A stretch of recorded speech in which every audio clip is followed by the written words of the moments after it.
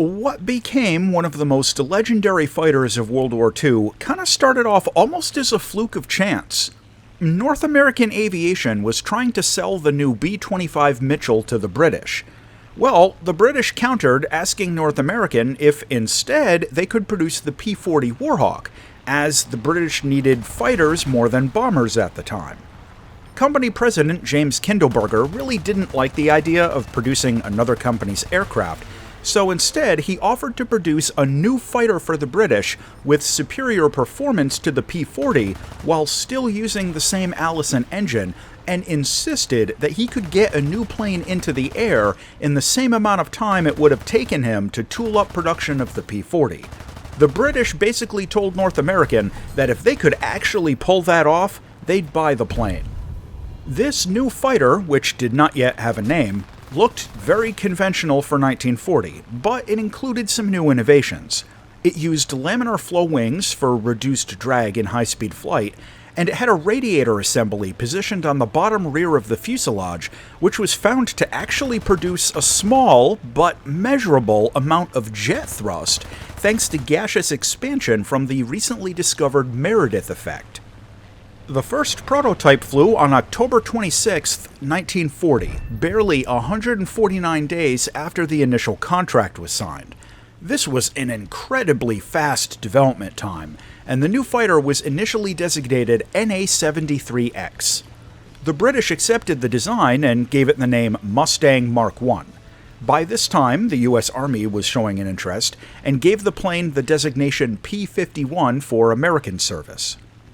After some low-rate production was done to get the first versions into service as quickly as possible, an order was placed in June of 1942 for a fresh batch of new P-51As, featuring a number of small improvements and changing the armament to 450 caliber machine guns.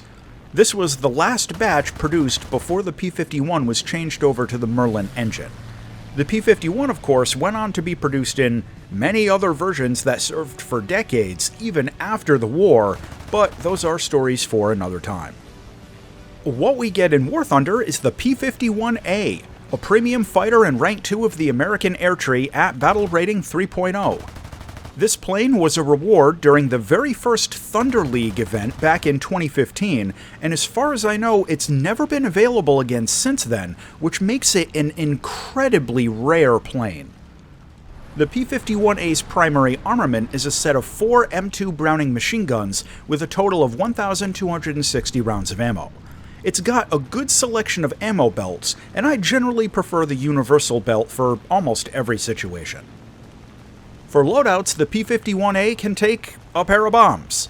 They drop together at the same time, and there are a few different size options. The flight performance of this plane can feel a little odd at times.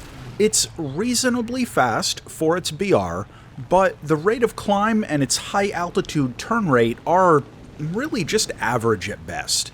It's most at home in between around 2,000 and 4,000 meters, but even that comes with some mild caveats. The dive performance is pretty good, with decent energy retention when pulling out of a maneuver, but the rudder response can be a little off at high speeds, which makes precision aiming in a dive against a target trying to duck under the dive significantly more difficult. Its overall dogfighting agility isn't really noteworthy, except that it's still got reasonably good engine power, and it can do well in vertical maneuvers. Now, a dedicated turn fighter will usually win in a slow, sustained rate fight, but by changing up the ACM a bit, it is still possible to win a lot of one-on-ones even if you're at a disadvantage. To me, the P-51A flies a bit more like a prop interceptor than a dogfighter, but as always, I want to mention that I'm trying to show a little bit of a variety in the gameplay footage, not just the same thing over and over. Taking the P-51A out in air battles is fairly typical of the climb-to-win meta in the prop tiers, but the climb rate isn't especially good, so I'm sometimes a little late to the fight.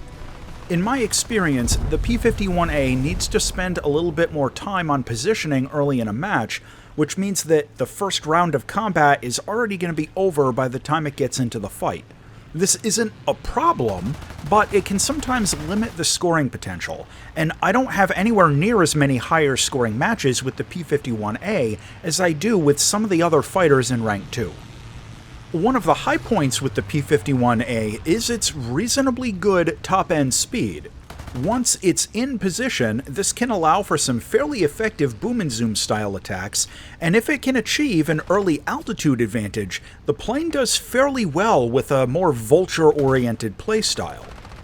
An issue that crops up, though, is the low firepower of the 4 machine guns. Now, against smaller fighters, they still do fine and can inflict some heavy damage even with a short burst of direct hits. But bombers, or even some twin-engined heavy interceptors, can sometimes take a lot more trigger time to actually bring down, and I find that the ammo count occasionally doesn't last quite as long as I want it to.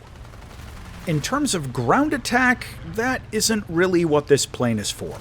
The pair of bombs it carries drop as a pair, and even the big ones don't do a lot of damage to a base in air battles, but out over a ground battle it gets one drop. And while the 500-pounders are admittedly decent for this BR, it's got far more limited tank-busting potential than something armed with cannons or a heavier bomb load. I prefer to stick to air combat with the P-51A. Visually, the P-51A is, in my opinion, the worst looking of the P-51s, with that long fairing behind the cockpit and the air intake over the nose. It's a really old 3D model, but the unique thunderleague skin kinda saves it. It really stands out, and in my opinion, its one paint job is pretty slick looking, even compared to some of the esports stuff we get now. Plus, it's just really visually distinctive. Landing is pretty simple for a prop fighter, and it usually won't nose over on landing unless it's going way too fast. The gear and flaps go out at around 275 kilometers an hour, and generally speaking, I've always found this to be a pretty easy plane to land. Now, the cockpit on the P-51A kinda sucks. It's a really old model with drawn-on instruments and obstructive bracing. The gun sight is easy to use, but overall, I'm not a fan of this cockpit. To close out on the P-51A, this plane is pretty fast in level flight, it has reasonably good dive performance, and it gets a really cool looking paint job. However, the overall firepower isn't great, it's not the best close-in dogfighter, and if you don't have it, you might not ever be able to get it. The final verdict on the P-51A is that this plane is really more noteworthy for having been a thunderleague prize than for its actual in-game performance. Still, if it ever comes up again in a loot box or an anniversary event or something like that, don't overlook it. If nothing else, it's got a lot of novelty value. As always, thanks for watching, and if you like this video, check out this next one.